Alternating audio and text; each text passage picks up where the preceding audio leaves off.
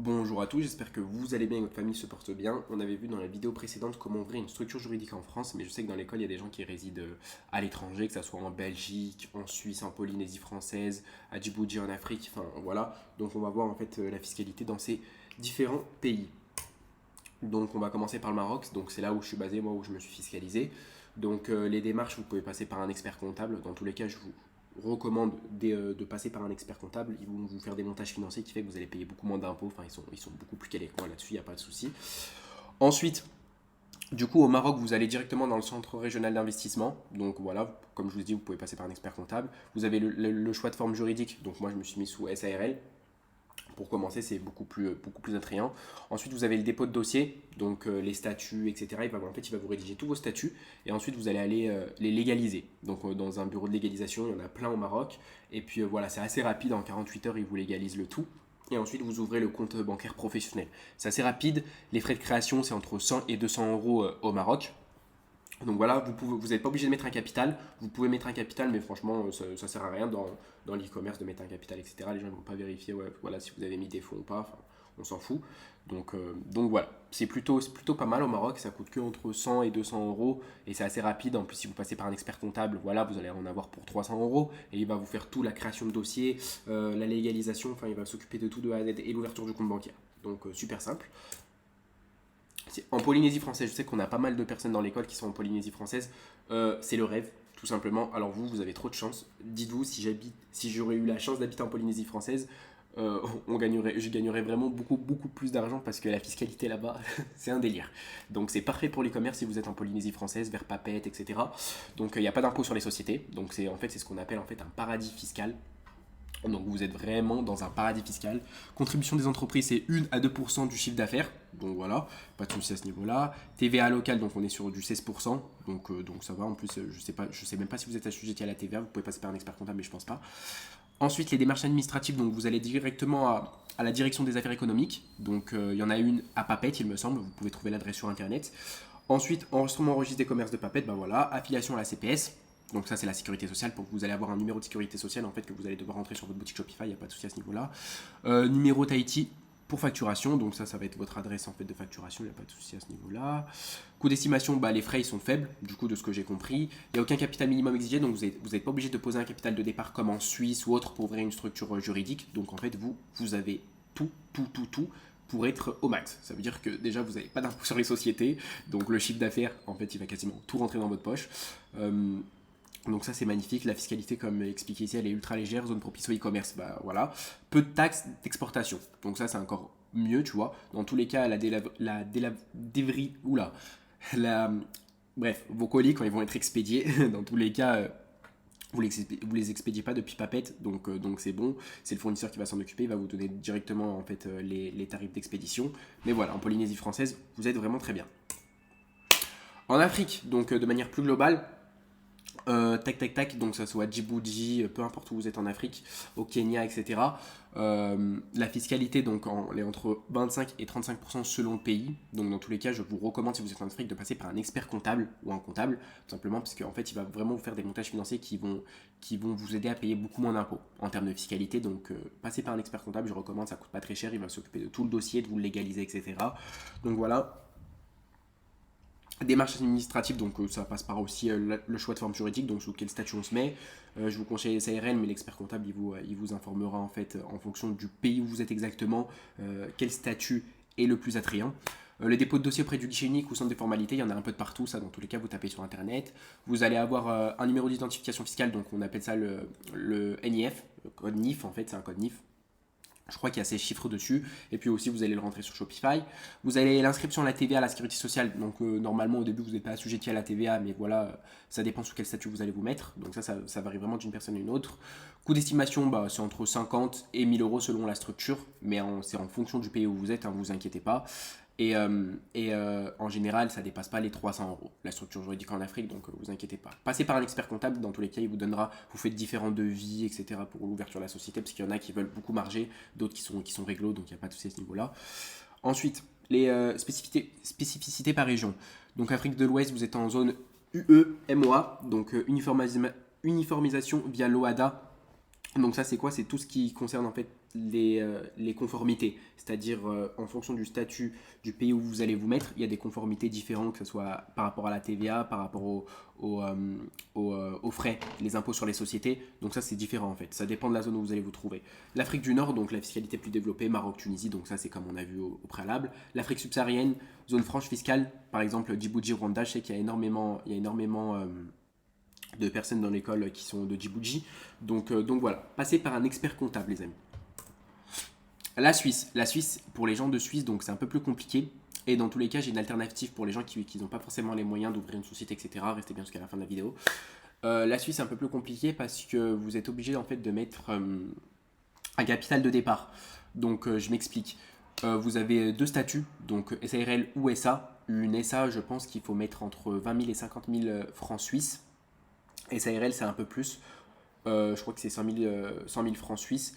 Maintenant, ce qui est bien, en fait, c'est que du coup, en Suisse, vous avez vraiment beaucoup d'opportunités. C'est-à-dire qu'après, si vous voulez, je sais pas, ouvrir par exemple une agence de location de voiture, rien à voir, et ben en fait, vu que vous allez avoir des bilans, etc. en Suisse, ils sont pas trop regardants. Donc vous pourrez en fait sortir des voitures en société, faire plein de choses avec votre société, investir dans l'immobilier avec votre société. Enfin, en fait, il y a vraiment plein d'avantages, mais juste le côté un peu contraignant, c'est que vous devez mettre un capital de départ. C'est pas de l'argent qui va être utilisé, donc vous pouvez retirer les fonds, mais c'est voilà quoi, faut avoir 20 000 francs suisses au moins de côté pour ouvrir une société, et ensuite vous pourrez retirer vos fonds, mais voilà, c'est un peu l'inconvénient de la Suisse. Maintenant, il y a plein d'avantages, hein. Franchement, moi si je pourrais ouvrir une société en Suisse, je le ferais, mais voilà. Donc le régime fiscal il est bon, donc vous êtes à 8%, et en IS ou entre 12 et 14%, donc ça dépend de là où vous êtes, mais sinon la fiscalité elle reste très bonne, c'est juste vraiment pour l'ouverture de la société c'est un peu plus compliqué. En Belgique, donc pour mes Belges, donc pareil, on est un peu sur des frais un peu onéreux, mais la fiscalité, donc impôt sur les sociétés, on est sur du 25%, 20% pour les PME sur les premiers 100 000 euros, donc ça reste quand même, bon, ça reste convenable, mais voilà, on est quand même sur du 20%, c'est quelque chose. Mais dans tous les cas, comme je vous ai dit, ça c'est le point de départ, c'est pas la finalité. La finalité, c'est dès que vous commencez à chiffrer, vous allez vous fiscaliser pardon, soit à Dubaï, soit dans des pays, dans des paradis fiscaux, on appelle ça. Donc en Andorre c'est une principauté. Donc là-bas, il n'y a pas d'impôt, etc. Dubaï, pareil, il n'y a pas d'impôt.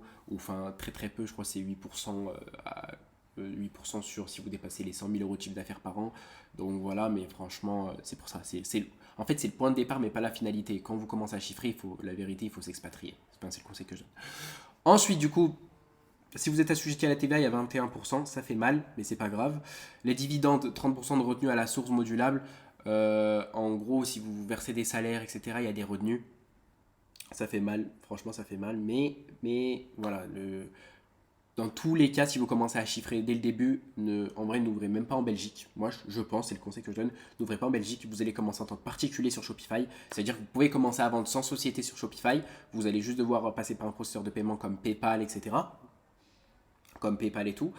Et dès que vous commencez à chiffrer, fiscalisez-vous direct à l'étranger. La vérité, parce que la Belgique, vous vous faites allumer. En fait, c'est comme la France, on va pas se mentir, vous vous faites allumer là-bas. Vous avez les différents choix de statut SARL, SA, etc. comme en Suisse. Rédaction d'un acte de constitution devant le notaire. Donc là, vous devez passer par un notaire qui doit vous légaliser des documents, etc. Les rédiger. Et les frais de notaire, c'est entre 1200 euros et 2000 euros. Donc c'est quand même assez onéreux pour les Belges. En France, on n'a pas ce problème-là. C'est vraiment en France, on ouvre une micro-entreprise pour 60-70 euros. On a notre numéro tiré, on a tout.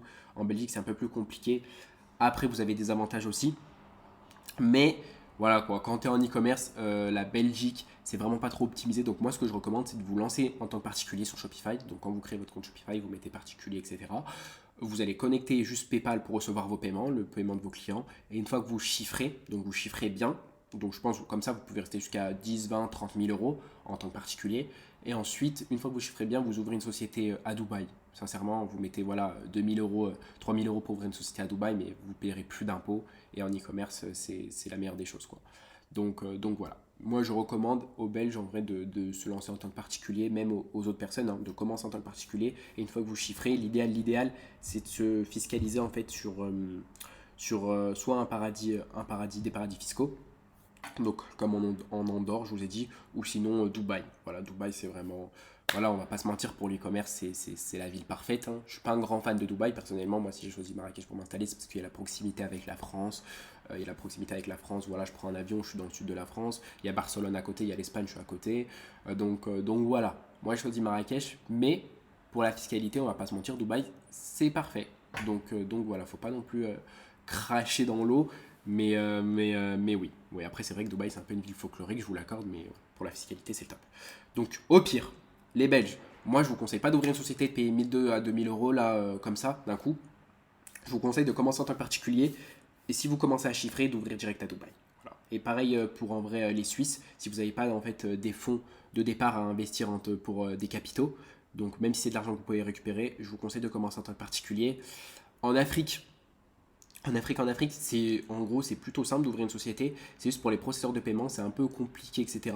Donc vous pouvez aussi commencer en tant que particulier, donc avec Shopify, connecter PayPal ou Molly, donc c'est les processeurs disponibles pour l'Afrique, parce qu'en Afrique on n'a pas Stripe, donc pour recevoir les paiements c'est un peu compliqué.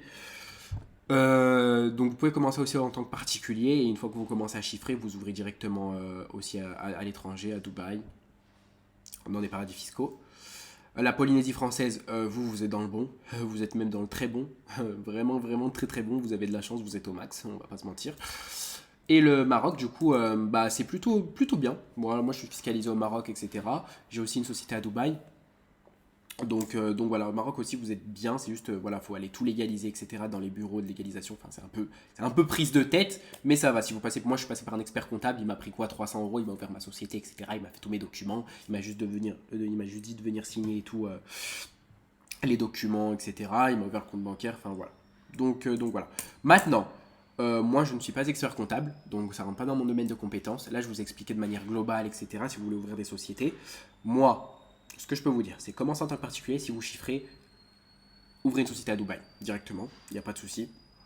Ça va vous coûter 3000 euros, mais bon, si vous faites 10, 15 000 euros, 20 000 euros de chiffre d'affaires, c'est bon. Ça ne va pas vous tuer de mettre 3000 euros dans une société. Ensuite, sinon, vous pouvez passer par un expert comptable. Il va vous faire des montages financiers. Dans tous les cas, peut-être que les Belges, ça pourra vous arranger. Donc, si vous passez par un expert comptable, il va vous faire des bons montages financiers. Donc, vous paierez moins d'impôts que ce qu'il y a là. Donc là, on est sur du 25%, 20%. Plus, tu payes sur tes dividendes, etc. Et si tu es juste assujetti à la TVA, bah, t'es mort en fait. Tu vois, t'es là, tu payes 60% d'impôts. Ça va 2 minutes, quoi. Donc voilà. Les amis, ça c'était le chapitre sur la fiscalité. Donc voilà, si vous voulez pas vous prendre la tête avec ça, vous commencez en tant que particulier. Dès que vous faites 20-30 000 euros de chiffre d'affaires, vous ouvrez à Dubaï comme je vous ai dit, et puis voilà. Mais sinon, si vous voulez directement faire ouvrir une société et tout, bah, passez par un expert comptable directement, il va vous faire des bons montages financiers et ça sera assez rapide. Donc voilà les amis, si j'ai oublié quelques pays ou autres, n'hésitez pas à me faire des retours, à m'envoyer un message, je vous expliquerai la fiscalité, il n'y a pas de souci. Je peux même, si vous voulez, vous mettre en relation avec des experts comptables de chaque ville, il n'y a vraiment pas de souci, vous me demandez en privé et puis je vous mettrai directement en relation avec des experts comptables pour l'ouverture de vos sociétés. En tout cas, voilà, je vais vous laisser dessus. Commencez en tant que particulier, voilà, comme ça vous n'avez pas à vous casser la tête à aller ouvrir une société, etc.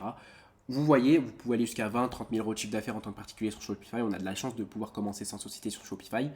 Et ensuite, vous ouvrez directement à l'étranger, comme je vous ai dit, une fois que vous avez fait un peu d'argent. Donc voilà les amis. On se retrouve sur la prochaine vidéo.